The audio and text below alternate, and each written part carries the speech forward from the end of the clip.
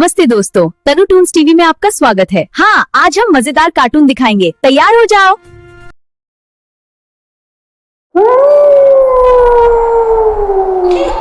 हाँ, डर गए? रुको, कौन हो तुम? नहीं, गायब हो गई। भागो यहाँ से। पापा, बचाओ।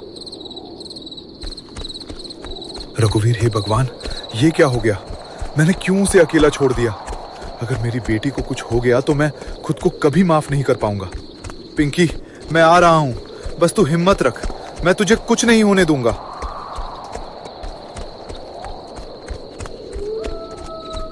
रघुवीर जब घर पहुंचा, न पिंकी की आवाज न गीता की, बस हवा से हिलते दरवाजे की चूं चूं की आवाज। जून का महीना था। दिन भर की झुलसाती गर्मी के बाद रात जैसे ही गहरी हुई, आम के उस पुराने बगीचे में अजीब सा सन्नाटा छा गया। पत्तों की सरसराहट और झींगुरों की आवाज के बीच ऐसा लग रहा था जैसे कोई छुपकर हर कोने से देख रहा हो। ये बगीचा दिन में जितना शांत लगता है, रात में उतना ही अजीब हो जाता है। पिछले कुछ दिनों से हर रात मुझे ऐसा महसूस होता है जैसे कोई मेरे पीछे पीछे चलता है, लेकिन जब मैं मुड़कर देखता हूं तो वहां कोई नहीं होता। रघुवीर हाथ में लालटेन लिए पेड़ों के बीच घूम रहा था। दूर कहीं पके आम जमीन पर गिरने की ठप आवाज आती और हर बार उसका दिल एक पल के लिए तेज धड़क उठता। पिंकी, मुझे ये काम बिल्कुल सही नहीं लग रहा। तुम्हारे पापा रोज रात को उस बगीचे में जाते हैं और हर दिन उनका चेहरा और ज्यादा डरा हुआ लगता है, जैसे वो कुछ देख रहे हों पर हमें बता नहीं रहे हों। माँ, मैं आपको एक बात बताऊं? कल रात मैं चुपके से पापा के पीछे गई थी। मैंने देखा एक पेड़ के पीछे कोई औरत खड़ी थी। उसके बाल खुले थे और वो पापा को बस घूर रही थी। मैं डर कर भाग आई। क्या? तूने मुझे पहले क्यों नहीं बताया? ये बात मजाक नहीं है। अगर सच में कोई औरत वहाँ है तो या तो वो पागल है या फिर कुछ और। मुझे अच्छा नहीं लग रहा। आज कुछ होने वाला है। घड़ी ने जैसे ही 12 बजाए,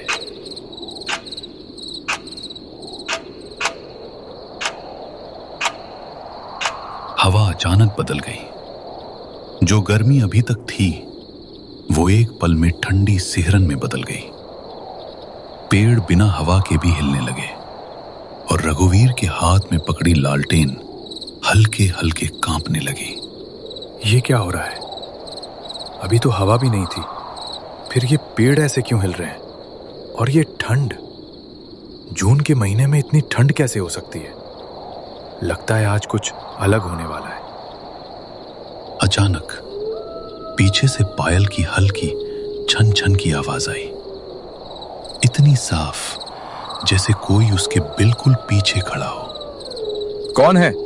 सामने आ। छुपकर डराने की कोशिश मत कर। मैं जानता हूं कोई यहां है। हर रात मुझे ऐसा महसूस होता है, लेकिन आज मैं सच जानकर ही रहूंगा, चाहे जो भी हो। रघुवीर, तुम फिर आ गए। मैंने तुम्हें पहले भी रोका था। ये बगीचा तुम्हारे लिए सुरक्षित नहीं है। यहाँ जो दिखता है वो सच नहीं, और जो सच है वो तुम देख नहीं पाओगे। रघुवीर ने धीरे धीरे मुड़कर पीछे देखा और उसकी सांस अटक गई। पेड़ के पीछे एक औरत खड़ी थी। सफेद साड़ी, खुले लंबे बाल और आंखें जो अंधेरे में भी चमक रही थी। तू कौन है? इंसान है या कुछ और? अगर तू मुझे डराने आई है तो गलत जगह आ गई है। मैं यहाँ काम करने आया हूँ, भागने नहीं। आज सच सामने आएगा, चाहे कुछ भी हो जाए। मैं डर नहीं हूं, मैं सच हूं। इस बगीचे का सच, जिसे तुम जैसे लोग सुनना नहीं चाहते। तुम यहां रहोगे तो तुम्हारे साथ भी वही होगा जो मेरे साथ हुआ था। रघुवीर कुछ समझ पाता उससे पहले ही वो औरत धीरे धीरे पीछे हटने लगी और अचानक उसकी परछाई पेड़ के अंदर समा गई, जैसे वो कभी वहां थी ही नहीं।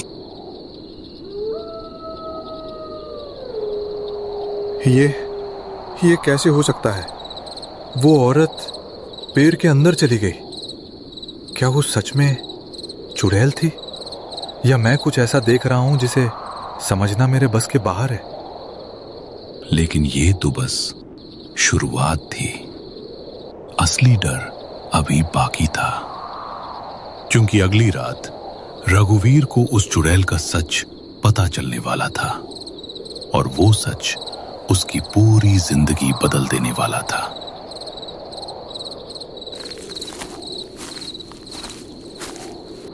अगली रात वही बगीचा, वही पेड़, लेकिन आज रघुवीर के दिल में सिर्फ डर नहीं था, बल्कि एक सवाल था। वो जानना चाहता था कि कल रात जो उसने देखा वो सपना था या इस बगीचे की कोई भयानक सच्चाई। कल रात जो मैंने देखा वो कोई भ्रम नहीं था। वो औरत सच में थी, और जिस तरह वो पेड़ में गायब हुई वो इंसान नहीं हो सकती। लेकिन अगर वो मुझे नुकसान नहीं पहुंचा रही तो वो मुझे बार बार चेतावनी क्यों दे रही है?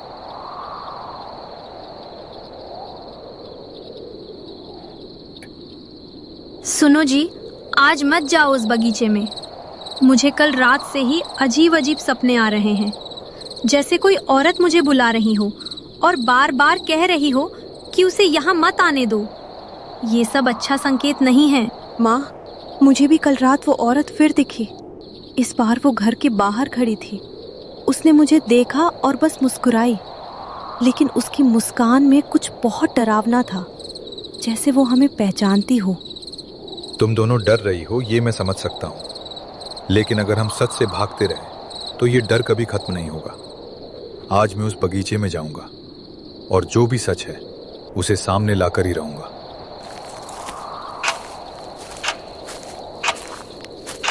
रात के ठीक 12 बजे हवा फिर से बदल गई। इस बार सन्नाटा और भी गहरा था, जैसे पूरा बगीचा किसी चीज का इंतजार कर रहा हो। रघुवीर ने लालटेन कसकर पकड़ी और धीरे धीरे उसी पेड़ की तरफ बढ़ने लगा जहां उसने कल उसे देखा था। अगर तू सच में यहां है तो आज सामने आ। मैं भागूंगा नहीं। मुझे जानना है कि तू कौन है और इस बगीचे से तेरा क्या रिश्ता है। तू मुझे क्यों रोक रही है और मेरे परिवार के पास क्यों आ रही है? जैसे ही उसने ये शब्द बोले, हवा अचानक रुक गई। फिर उसी पेड़ के पीछे से वही औरत धीरे धीरे बाहर आई। इस बार उसका चेहरा पहले से ज्यादा साफ था और आंखों में एक अजीब दर्द था। तुम सच जानना चाहते हो रघुवीर, लेकिन सच हमेशा इंसान को तोड़ देता है। मैं इस बगीचे की रखवाली नहीं करती, मैं इस बगीचे की कैदी हूं, जिसे धोखा देकर यहां हमेशा के लिए बांध दिया गया। कैदी? किसने तुम्हें यहां बांधा और क्यों? अगर तुम्हारे साथ गलत हुआ है तो मैं तुम्हारी मदद कर सकता हूं, लेकिन तुम मेरे परिवार के पास क्यों जा रही हो? उन्हें डराकर क्या साबित करना चाहती हो? कई साल पहले मैं भी इस बगीचे में आई थी, एक मजदूर की तरह। मुझे काम का लालच देकर यहाँ बुलाया गया था, लेकिन असली सच कुछ और था। इस बगीचे का मालिक मुझे अपने लालच और हवस का शिकार बनाना चाहता था। उसकी आवाज कांपने लगी, जैसे हर शब्द के साथ पुराना दर्द फिर से जिंदा हो रहा हो। जब मैंने उसका विरोध किया, उसने मुझे मार डाला इसी पेड़ के नीचे और मेरी लाश को यहीं दबा दिया। किसी को कुछ पता नहीं चला, लेकिन मेरी आत्मा यहीं रह गई। हे भगवान, ये सब सच है? तो मतलब ये बगीचा सिर्फ आम का नहीं, एक कब्र भी है, और वो मालिक, वो अभी भी जिंदा है? हाँ, वो जिंदा है, और अब उसकी नजर तुम्हारी बेटी पर है। जैसे कभी मेरी जिंदगी बर्बाद की थी, वैसे ही वो किसी और की जिंदगी बर्बाद करेगा। अगर तुमने उसे रोका नहीं तो अगली चीख इस बगीचे में तुम्हारे घर से आएगी। ये सुनकर रघुवीर के पैरों तले जमीन खिसक गई। अब ये सिर्फ डर की बात नहीं थी, ये उसके परिवार की जान का सवाल था। नहीं, मैं ऐसा कभी नहीं होने दूंगा। चाहे जो हो जाए, मैं उस आदमी को रोकूंगा, लेकिन तू मेरी मदद करेगी, क्योंकि अब ये सिर्फ तेरा बदला नहीं, मेरी बेटी की जिंदगी का सवाल है। चुड़ैल कुछ पल चुप रही, फिर धीरे धीरे मुस्कुराई, लेकिन इस बार उसकी मुस्कान डरावनी नहीं बल्कि खतरनाक थी। मैं मदद करूंगी, लेकिन याद रखना रघुवीर, जो रास्ता तुम चुनने जा रहे हो उसमें सिर्फ डर नहीं, मौत भी है। और अगर तुम एक कदम भी गलत चले तो तुम्हारा परिवार भी मुझ जैसा बन सकता है। और उसी पल दूर कहीं से पिंकी की चीख सुनाई दी। पापा बचाओ! रघुवीर का दिल जैसे रुक गया। रात के सन्नाटे को चीरती हुई पिंकी की चीख बगीचे तक गूंज उठी। पापा बचाओ! रघुवीर, हे भगवान, ये क्या हो गया? मैंने क्यों उसे अकेला छोड़ दिया? अगर मेरी बेटी को कुछ हो गया तो मैं खुद को कभी माफ नहीं कर पाऊंगा। पिंकी, मैं आ रहा हूं, बस तू हिम्मत रख, मैं तुझे कुछ नहीं होने दूंगा।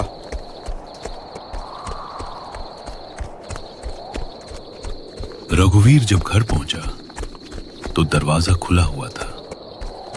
अंदर अजीब सन्नाटा था, न पिंकी की आवाज न गीता की, बस हवा से हिलते दरवाजे की चूं चूं की आवाज। पिंकी, गीता, तुम लोग कहाँ हो? जवाब दो, ये मजाक का वक्त नहीं है, मैं बहुत डर गया हूं। अगर तुम लोग मुझे सुन रहे हो तो प्लीज आवाज दो, ये खामोशी मुझे अंदर से तोड़ रही है।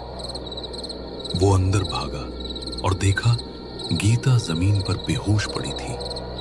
गीता, आंखें खोलो, क्या हुआ यहाँ? पिंकी कहाँ है? किसने ये सब किया? तुम ऐसे जमीन पर क्यों गिरी हो? भगवान के लिए कुछ बोलो, मेरा दिल बैठा जा रहा है। वो आदमी, वही बगीचे का मालिक, वो यहाँ आया था।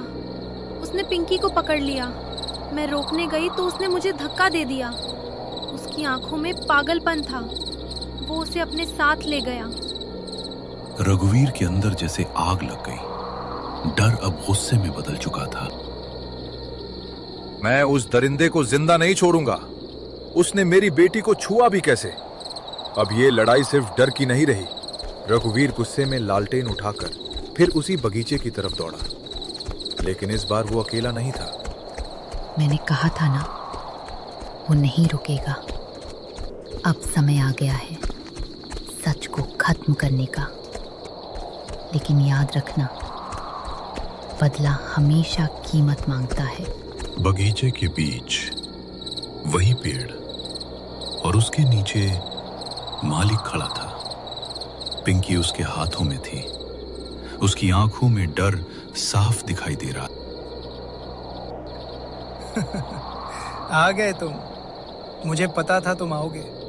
आखिर बाप हो, लेकिन आज तुम कुछ नहीं कर पाओगे। ये बगीचा मेरा है और जो मैं चाहता हूं वो मैं ले लेता हूं। कोई मुझे रोक नहीं सकता।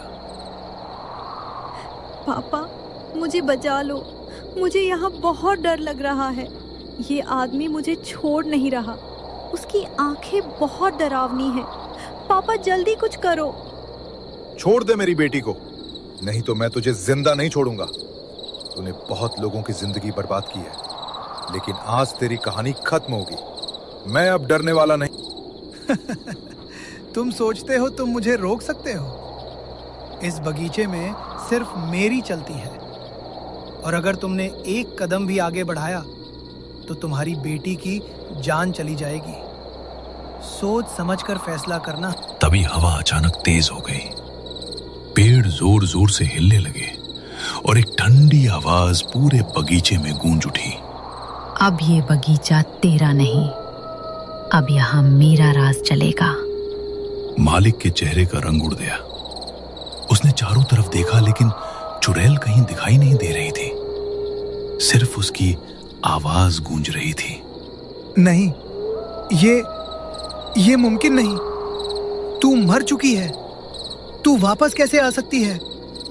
ये बगीचा मेरा है, सिर्फ मेरा। आज हिसाब पूरा होगा। अगले ही पल पेड़ों की जड़ों ने जैसे जमीन को पकड़ लिया। हवा चीखने लगी और पिंकी अचानक मालिक के हाथ से छूटकर गिर गई। बगीचे में तूफान सा माहौल बन गया था। हवा चीख रही थी, पेड़ों की जड़ें जैसे जमीन से निकलकर हिल रही थीं, और उसी अराजकता के बीच एक अधूरी कहानी अपना अंत मांग रही थी। पिंकी, मेरे पास आ जा। डर मत, मैं यहीं हूं। अब तुझे कुछ नहीं होगा। चाहे कुछ भी हो जाए, मैं तुझे इस नरक से बाहर निकाल कर ही दम लूंगा। बस मेरी तरफ देख और हिम्मत रख। पापा, मुझे यहाँ से ले चलो। ये जगह बहुत डरावनी है। मुझे ऐसा लग रहा है जैसे कोई हमें चारों तरफ से घूर रहा है। मुझे यहाँ एक पल भी नहीं रुकना। मालिक भागने की कोशिश करता है, लेकिन अचानक पेड़ों की जड़ें उसके पैरों में लिपट जाती हैं, जैसे खुद जमीन उसे पकड़कर खींच रही हो। मुझे छोड़ दो, ये सब झूठ है। मैंने कुछ नहीं किया। मैं मालिक हूं इस जगह का। मुझे कोई छू भी नहीं सकता। बचाओ, कोई तो बचाओ मुझे। आज तू उसी जमीन में जाएगा जहां तूने मुझे दफनाया था। आज तेरी चीख वही सुनेगी जिसने मेरी सुनी थी। धीरे धीरे जमीन फटती है और मालिक उसमें समाने लगता है। उसकी चीखें पूरे बगीचे में गूंजती हैं। फिर अचानक सब शांत हो जाता है।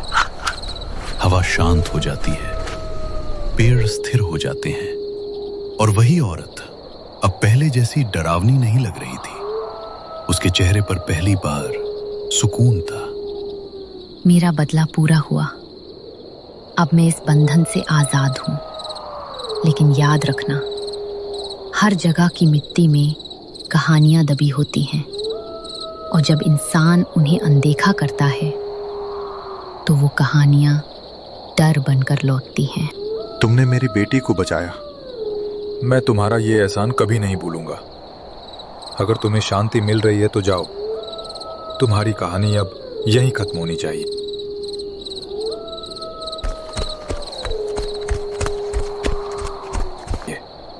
मेरी बच्ची, तू ठीक है ना? मुझे लगा मैंने तुझे खो दिया। अब हम इस जगह पर कभी वापस नहीं आएंगे। ये बगीचा हमें सिर्फ डर और दर्द ही दे सकता है। नहीं गीता, ये जगह अब बदल चुकी है। यहाँ जो बुरा था वो खत्म हो गया। लेकिन हाँ, अब हम यहाँ अकेले कभी नहीं आएंगे, और ना ही इस जगह के सच को कभी भूले। कुछ दिन बाद सब कुछ सामान्य लगने लगा। बगीचा शांत था। कोई अजीब आवाज नहीं, कोई साया नहीं, जैसे सब खत्म हो चुका हो। लेकिन एक रात पिंकी खिड़की के पास खड़ी थी और दूर बगीचे की तरफ देख रही थी। माँ, वो औरत फिर से दिख रही है, लेकिन इस बार वो मुझे बुला नहीं रही। वो मुझे देखकर मुस्कुरा रही है। क्या? कहाँ? मुझे तो कुछ नहीं दिख रहा। लेकिन सच ये था, इस बार वो चुड़ैल नहीं थी, कोई और था जो अभी भी उस बगीचे में छुपा हुआ था। अगर आपको हमारी कहानी अच्छी लगी तो वीडियो को लाइक, शेयर और कमेंट करना मत भूलना, और हमारे चैनल को सब्सक्राइब भी कर लो ऐसी ही हॉरर कहानी के लिए।